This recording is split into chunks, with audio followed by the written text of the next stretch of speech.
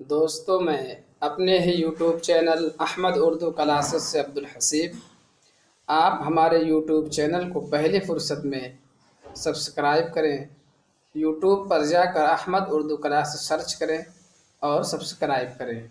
تو آئیے آج ہم شروع کرتے ہیں بہمنی دور کے کچھ شاعر اور مصنف کہ ان کی تصنیفات کیا ہیں، اس کی خصوصیات اور خوبیاں کیا ہیں۔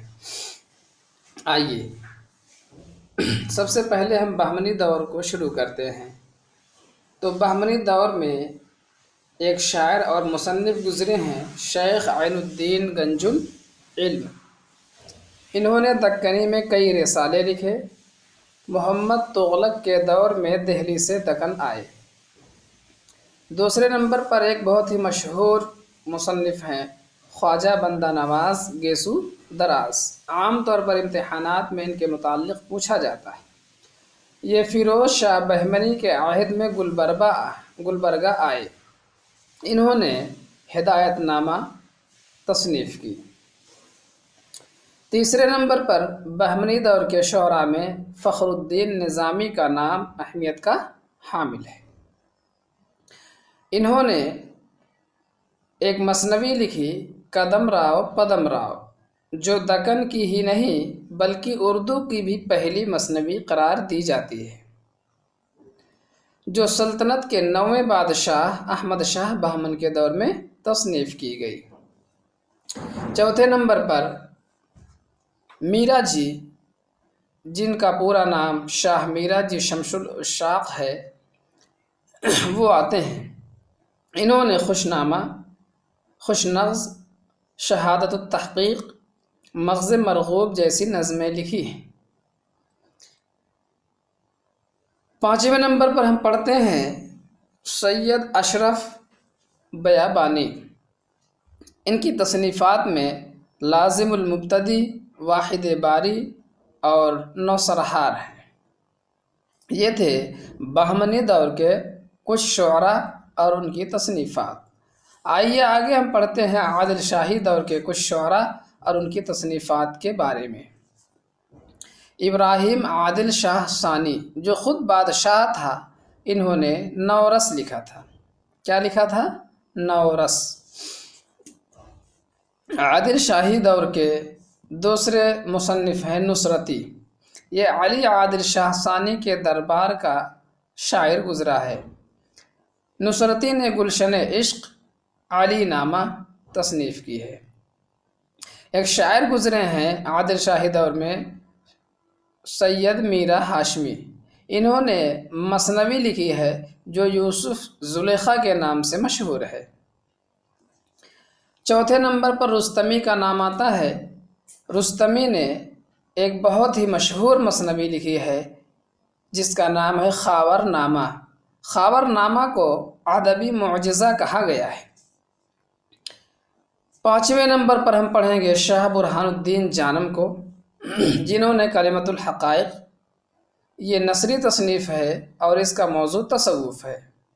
ارشاد نامہ انہوں نے تصنیف کی جو منظوم ہے۔ اس کے بعد ہم پڑھتے ہیں امین الدین اعلیٰ کے بارے میں۔ امین الدین اعلیٰ یہ بھی عادل شاہی دور کے شاعر گزرے ہیں۔ انہوں نے گنج مخفی، کلمۃ الاسرار، رسالہ وجودیہ تصنیف کیا ہے۔ یہ تینوں کتابیں جو ہیں نثری تصانیف ہیں۔ ایک شاعر گزرے ہیں عبدل، جنہوں نے ابراہیم نامہ کی تصنیف کی ہے، اور خوشنود نے جنت سنگھار کی تصنیف کی ہے، اور حسن شوقی نے فتح نامہ نظام شاہ کی تعریف کی ہے۔ صنعتی جو مشہور شاعر گزرے ہیں، انہوں نے قصہ بے نظیر تصنیف کیا ہے، اور مقیمی نے فتح نامہ بکھری تصنیف کیا ہے۔ یہ تھے عادل شاہی دور کے کچھ مشہور شعراء اور ان کی کچھ اہم تصنیفات۔ آئیے ہم پڑھتے ہیں قطب شاہی دور کے شاعر اور مصنف کون کون گزرے ہیں اور ان کی تصنیفات کون کون ہیں۔ تو سب سے پہلے آئیے ہم پڑھتے ہیں محمد قلی قطب شاہ، جو 5واں بادشاہ گزرا ہے، خود شاعر تھا اور ان کا تخلص معانی تھا۔ محمد قلی قطب شاہ، عبداللہ قطب شاہ، ابو الحسن تانا شاہ بھی شاعر گزرے ہیں۔ کون کون؟ محمد قلی قطب شاہ جو 5واں بادشاہ تھا، اور عبداللہ قطب شاہ، ابو الحسن تانا شاہ بھی شاعر گزرے ہیں، جو یہ سب بادشاہ تھے قطب شاہی دور کے۔ آئیے ہم بہت ہی اہم چیز پڑھنے جا رہے ہیں، ملا وجہی۔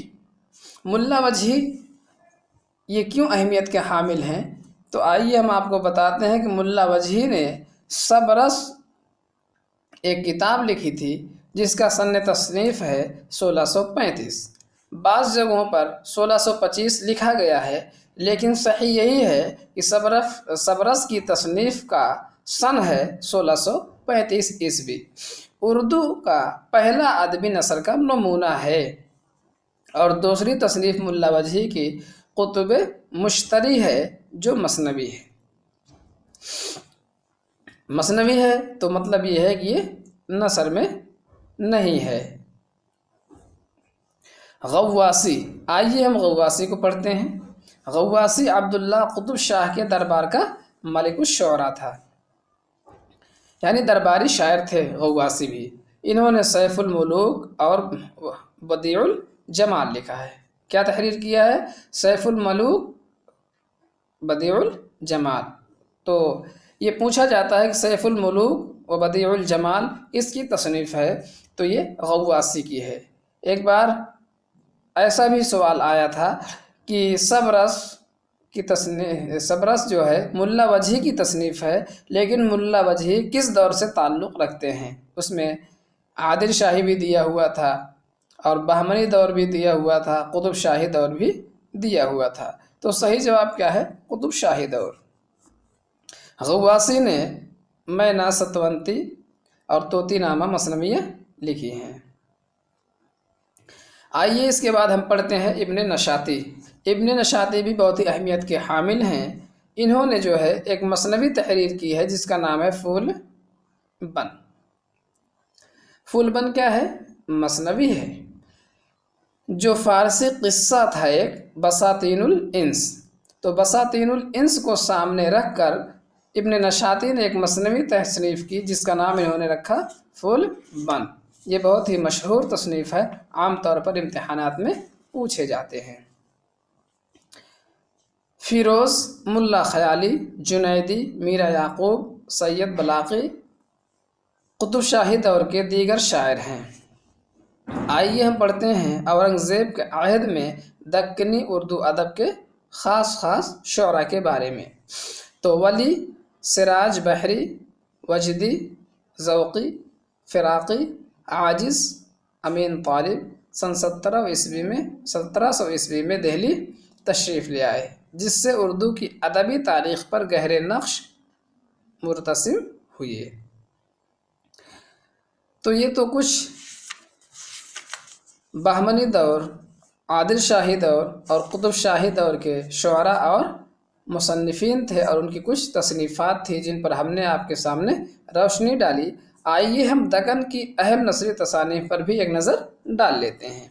خواجہ بندہ نواز گیسو دراز نے نثری تصانیف جو کی ہے اس میں ہے شکار نامہ، تلاوت الوجود، اور میرا جی شمس الاشراق نے مرغوب القلوب، جل ترنگ اور گل باس جیسی نثری تصانیف وجود پذیر کی ہیں۔ برہان الدین جانم ہیں جنہوں نے کلمۃ الحقائق، حشد مسائل اور ذکر جلی نثر میں تصنیف کی ہے۔ امین الدین اعلیٰ نے گنج مخفی لکھا ہے، اور ملا وجہی نے نثری تصنیف صبرس کی تصنیف کی ہے۔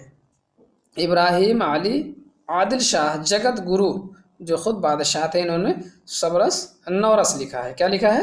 نورس، اور صبرس کے مصنف ملا وجہی ہیں۔ نصرتی نے تاریخ اسکندری لکھا ہے جو نثر میں ہے، اور مولانا عبداللہ نے احکام الصلاح لکھا ہے۔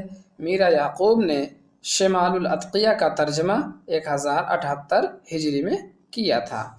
تو یہ تو بہت ہی اہم باتیں تھیں دکنی شعراء اور ان کی تصنیفات کے بارے میں۔ آگے ہم دکن کی اہم مثنویہ اور شاعر کے بارے میں انشاءاللہ پڑھیں گے۔ تب تک کے لیے خدا حافظ، السلام علیکم۔